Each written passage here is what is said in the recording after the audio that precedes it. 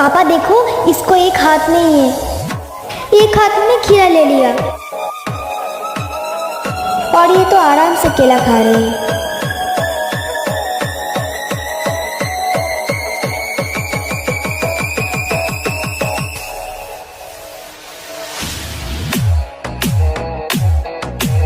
ये सारे आ गए एक साथ खाना खाने के लिए।